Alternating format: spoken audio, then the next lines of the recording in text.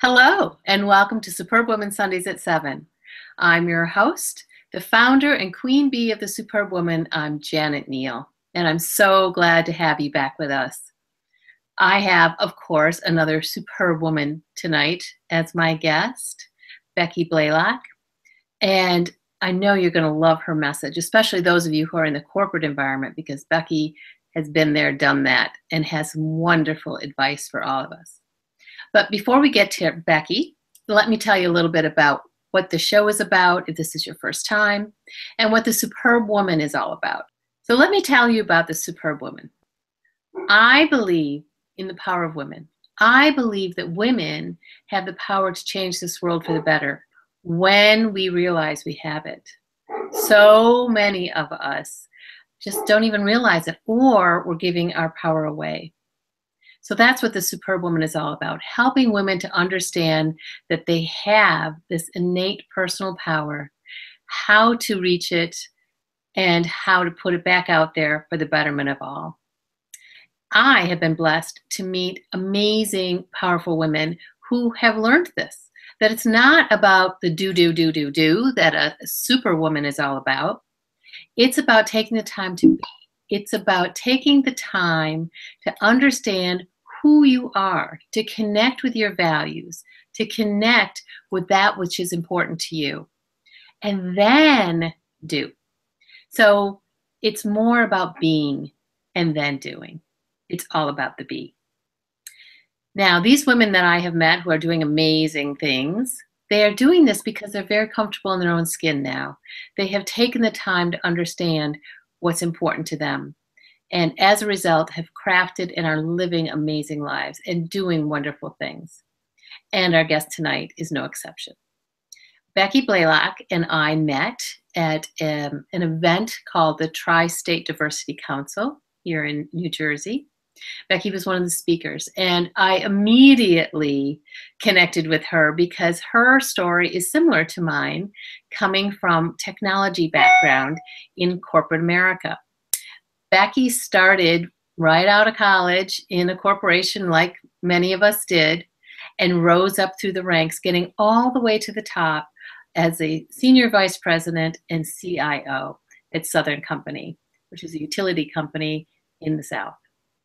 So Becky has learned so much about what it takes as a woman to get ahead in corporations, and just a lot of personal experience that she is now able to turn around and help women in all ages and stages. So Becky, welcome to the show.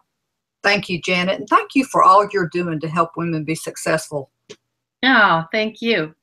So Becky, tell us your story. Oh, I forgot the big thing here. Becky is also an author, and here's her book. Give me my finger off her name there.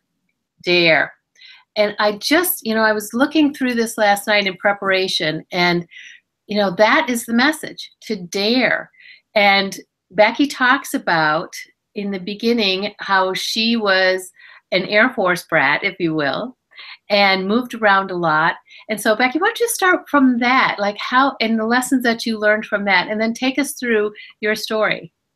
Yeah, I went to 4 high schools, 3 junior highs, and 8 elementary schools.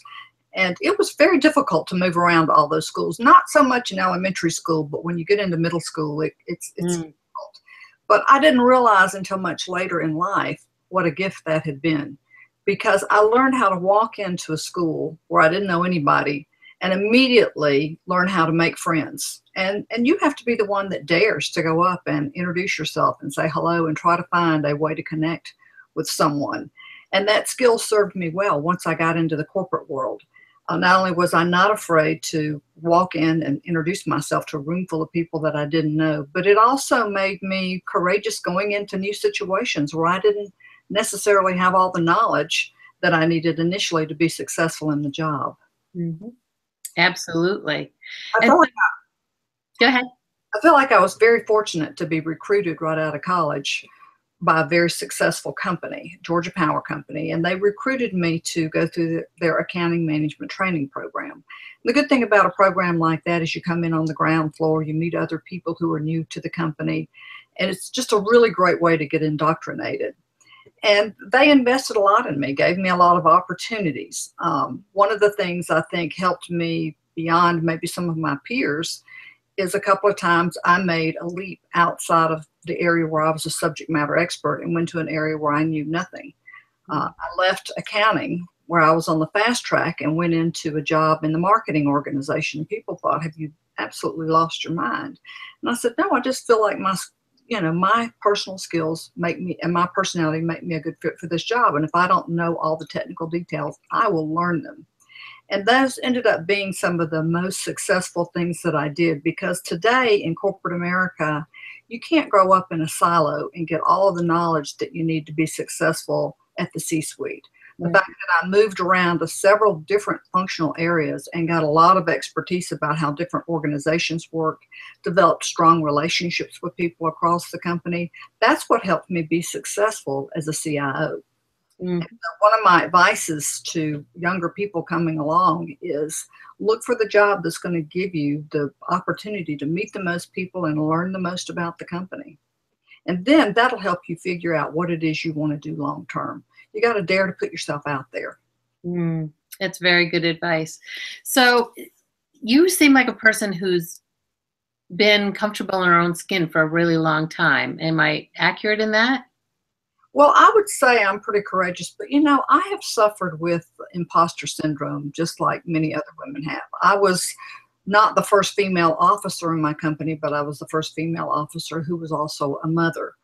I was the first woman to be named a manager in many of the departments that I went into. And frankly, in a lot of the jobs that I went into, people said, a woman can't do this job. And so when you're the first one to do something and you're a minority, there's a lot of self-consciousness that comes with that. In fact, they say that 70% of the people in our population suffer with imposter syndrome, and that's where you don't give yourself credit for the great things that you've done. You attribute your success to luck and to other people, and you worry that any single day people are going to find out and you're going to lose your job. And I suffered with that terribly as I was coming up the corporate ladder. And the only way you can get around that is to surround yourself with people that will affirm you. And I think I was very fortunate in that I did have some great mentors and was never afraid to reach out to other people and say, I'm struggling, can you advise me? Because when you ask for help, people are very willing to give it. I just think a lot of times people don't reach out for it. That's something I was never afraid of. Yeah, and that's very important, especially in the well, actually anywhere, but I was going to say especially in the corporate ranks. You talk about being in the book. You talk about being presented with an opportunity and taking it, even though you didn't necessarily feel you had all the skills or experience to be qualified for it. Tell us a little bit more about that. Well, I'll tell you about that, but I want to talk first about the fact that so many women won't take an opportunity when it comes along. In fact, there's a lot of research out there that says women won't put themselves out there if they don't feel like they're 100% qualified. In fact, I've been doing a lot of work with a Fortune 10 company, and in talking with the women who run the HR department, they said, we've had several high-level jobs that came open and no women posted for the job. So we got on the phone and we called the women that we thought would be great candidates, and they all said, I'm not qualified. I'm not ready for that job. And they said, what are we going to do to get women to move up if they're not willing to put themselves out there? And there's a lot of research done by some other major corporations who said they looked at their job posting system and said that if there were 10 criteria for a job, if a man could meet 4 of those criteria, he was willing to put himself out there and go for it. But for women, they had to have almost all the boxes checked. And if you're waiting until you have 100% of the criteria to put yourself out there, you're going to miss an opportunity to go into a job and grow and learn. Because a lot of those jobs require that you have some leadership ability and have the ability to come in and learn and prove yourself on the job. And then you're ready for the next big move. But if you don't put yourself out there, you're never gonna reach your full potential. Because so many times we're very comfortable staying in our comfort zone. That's the place where we feel safe and we feel accepted and we feel valued. But in order to reach your full potential, you got to push out of that comfort zone every day. Because if you don't, you know what happens? It begins to shrink. Mm. Every day I tell women, you should be asking yourself on the way home, what did I do that really stretched me, really put me out there, and helped me learn something new? The best story I like to tell is the story about Babe Ruth. Everybody knows he was a great home run hitter and had more career home runs than anybody else of his generation. But if you go back and check the records, he also led the league in strikeouts. Mm-hmm. So in some ways, he's my role model because he was willing to get up to the plate. And then he would swing. And even if he struck out, he learned something about the person throwing that ball. And then on the next try, he would swing even harder until he hit his home run. And you've got to be willing to fail. You know, as human beings, we are not programmed to take risk. This is something that I really wish somebody had told me this earlier in my career, that if you look at modern man, he's only been around for about 100 years, and still that fight or flight brain takes over.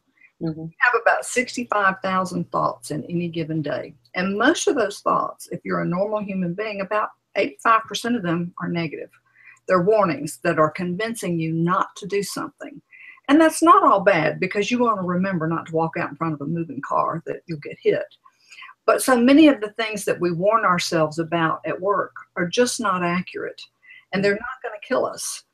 Because even if you fail, failure's not failure, it's just feedback. It teaches you what does not work so that you can be successful on the next try. But if you don't put yourself out there and you're not willing to fail and to learn from it, then again, you will never reach your full potential. So I tell women every day, you got to dare to put yourself out there. Mm-hmm. And you started to talk a little bit about mentors. So talk to us about how that's helped you in your life. Well, first of all, there's a big difference between a mentor and a sponsor. Mm-hmm. A mentor can be somebody 2 levels lower than you in the organization. It's anybody that can teach you a new skill or that you can learn from. Many times as I was coming up, there weren't women around me that were a higher level that could be role models for me. So some of my role models were maybe 2 levels lower in the organization, because it's very hard to be something you've never seen. But I also, having been the CIO and I came from business, I needed a lot of technical knowledge. And so I used to spend time every month with people who were 2 levels lower than me, coaching me, telling me, you know, what was coming in the way of new technology and who I could ask questions of about technology. That's how I educated myself. And so those are mentors. A sponsor, on the other hand, is very different. And I don't think I really understood what a sponsor was until I reached the senior executive stage myself. Mm. A sponsor is somebody who has a seat around the decision-making table. And if you don't have somebody who's in those higher ranks, who knows who you are, who's willing to advocate for you, then your name doesn't even get on the list for senior jobs when they come open. Regardless of how talented you may be, if they don't know about you, you're not going to get those opportunities. And not only do they have to know about you, but they have to be willing to advocate for you. When I was named the CIO, there were 5 candidates for the job, and everybody was qualified. And that's generally what happens at the senior levels. Everybody's qualified. What helps somebody get that job at the next level is really more political. It's who people feel comfortable with, who they trust. And when you're a candidate for jobs at that level, it's not that other people sitting around the table may not like you. It's that they want their person in that job. So if you don't have a sponsor who's sitting around that table who will really advocate for you, then your chances of getting a job at that level are going to be greatly diminished. And the thing that's tough about a sponsor is you can't typically go find them. They find you.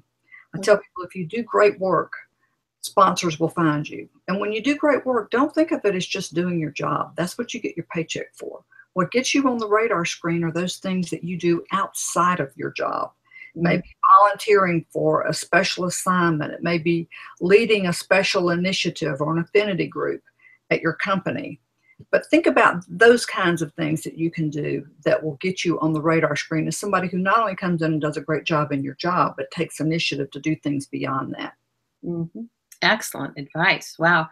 Kind of wish I knew all that stuff when I was in the corporate world. So we talked about, you mentioned a little bit about some people that you used as mentors when you were in your career. Do you have any examples? You know, I always say that we can't do this by ourselves. So Oh, absolutely. any examples of people who have helped you on your path? There have been many people who have helped me, but one person in particular was a gentleman by the name of Alan Franklin. He was the CEO of Georgia Power Company at the time. And I had been his assistant too. An assistant too is a princess job in that company. Everybody wants to be your friend because you're right there talking to the CEO every day. And he walked in one day and said, we're creating these jobs called Regional Chief Information Officers. And he said, we decided that you should be the one to do this for Georgia Power. And I almost fell out of my chair because as I said, my background really was not computer science. It was accounting and finance and marketing. But I did not know how to say no to him. Plus, going into a job knowing that you've got the support from the senior executive gives you a little bit more confidence and security. Yeah. And it ended up being one of the best career moves I could have ever made for a couple of reasons. First of all, I went into a territory in which I knew nothing. I had always been the subject matter expert in every area where I had worked. And there was a young woman who followed me. We worked together in accounting, and then she followed me to marketing. And then when I got a job in IT, she came to the IT organization. And 6 months into this job, she came up to me one day and said, I just got to tell you, you're a much better leader here than you were when we worked in accounting or in marketing. And I said, how can you say that? When we were in accounting and marketing, I was the subject matter expert. I was what everybody came to. And I said, here, I feel like I'm just flying by the seat of my pants on any given day. And she said, that's the beauty of it, Becky. She said, when we worked in those other departments, you were the subject matter expert, and you tended to micromanage everything we did. Oh, wow. You can't do that here. She said, you are truly leading. She said, and you're inspiring and you're listening to people. She said, and I just really love working with the Becky that's here. And that was a real wake-up call to me that, you know, at that next level up, it's not so much about being the subject matter expert so much as it is who you surround yourself with and how you motivate people and how you can see the trends, see where you need to take the organization versus actually doing the execution. You've got the right people on your team to execute, and if you're doing the right things to motivate them, then things will end up happening in your organization like they need to. And I think that's why a lot of people get stuck in middle management. They don't understand that disconnect between execution versus the vision of taking a group of people where they need to go. Yeah, good advice. Very good advice. So another thing that we had talked about before we came on the air here, we were just talking about shoulds and, you know, what kinds of shoulds you have had to or have chosen to let go in your life. And you were talking about mommy guilt. So share with us some of that story. Absolutely. My daughter is now 25, but she was born after I was working, and I raised her while I had my career. And I think there's a lot of guilt associated with being a working mother, particularly when I was the only working mother in my neighborhood. And I have great respect for women who decide to stay home and raise their children. It's hard work. I went home on maternity leave for a couple of weeks, and I said, let me get back to the office. This is not where my heart, I mean, I love my child and I wanted to be with her, but I loved my work too. And so I tell young women, you can do this because technology has advanced so far. There's a lot of work that you can do from home and balance that with your children too. And you don't have to be there for everything in their lives. I mean, fast forward, my daughter's 25 years old. She's in pharmacy school. She's one of the most independent, successful people I know. And she says that that's because she watched me balance a lot in my life. And she doesn't expect to have anybody, you know, taking care of her. She fully intends to take care of herself.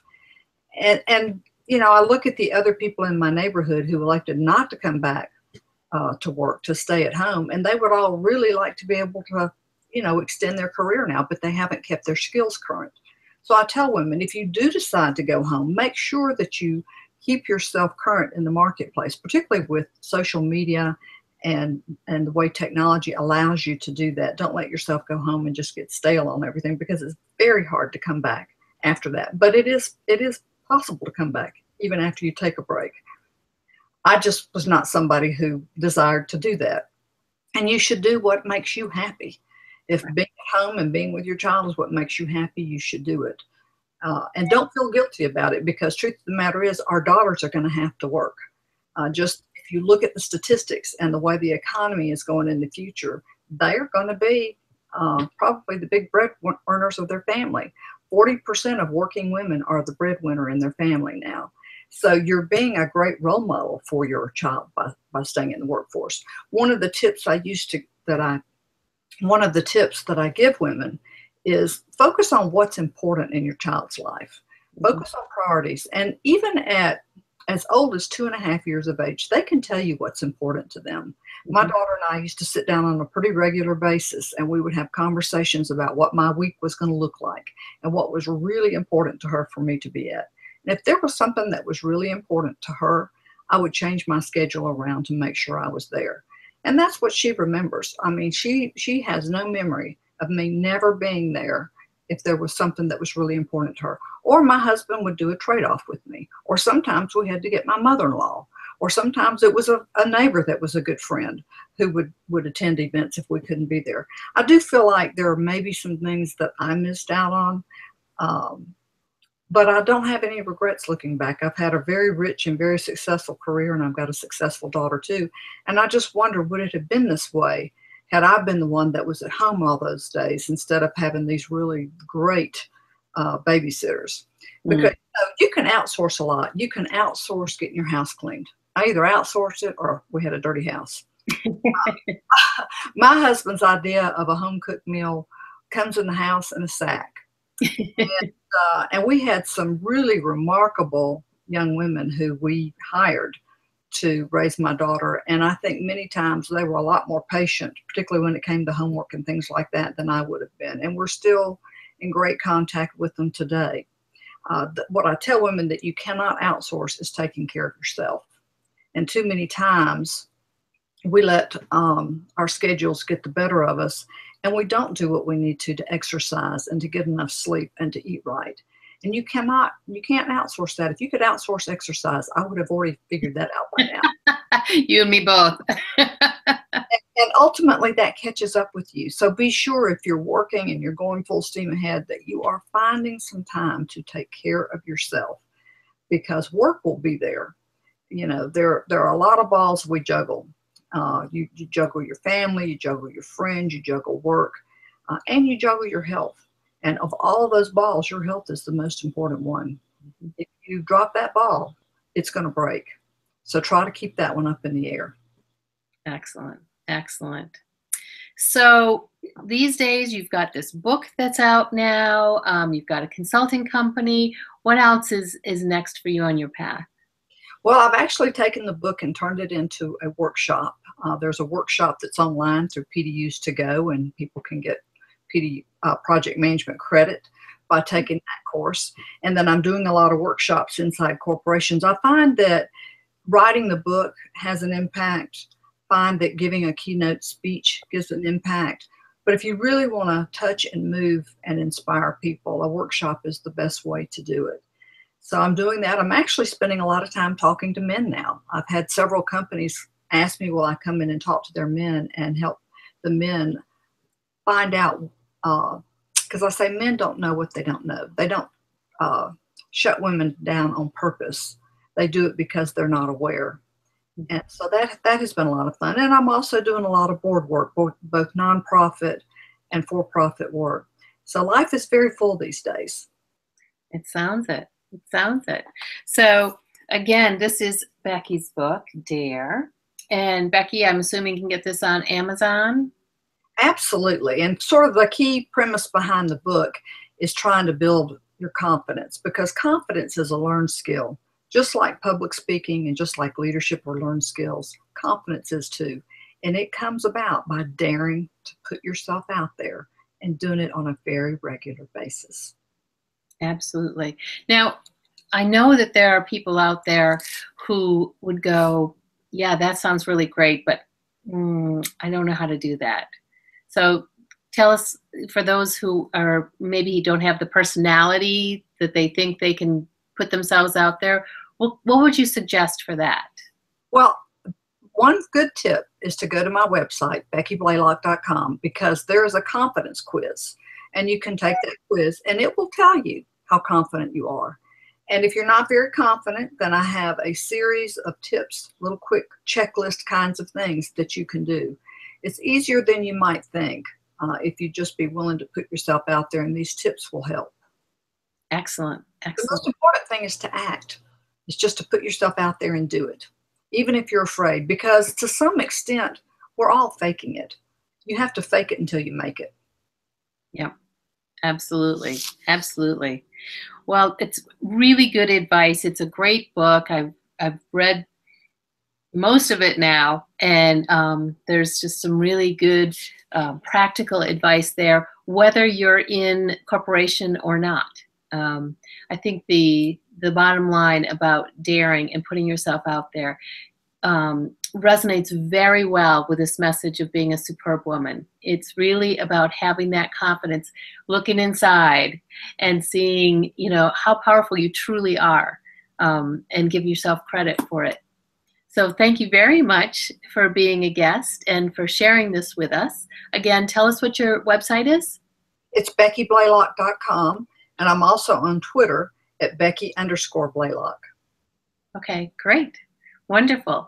So look for that. Again, Becky's book, Dare. And thank you again, Becky, for being with us. Thank you, Janet. And thank you again for all you're doing to support, lift, and inspire other women. Keep daring. Thank you. And for those of you who've joined us tonight, thank you. And go out there and dare yourselves. Lead an amazing, superb life. And check out my website at thesuperbwoman.com. Check out The Tribe, my new online community for women, a place for us to support each other, to lift each other up, to have each other's back. You can connect with women. You can ask for support, just like Becky was talking about, asking for support, asking for ideas. You can barter for services, a whole bunch of great ideas for only $39 a year. So please go to my website at thesuperbwoman.com. You'll see a slide about it at the end here. And join us again next week for Superb Woman Sundays at 7. Have a superb week. Thanks.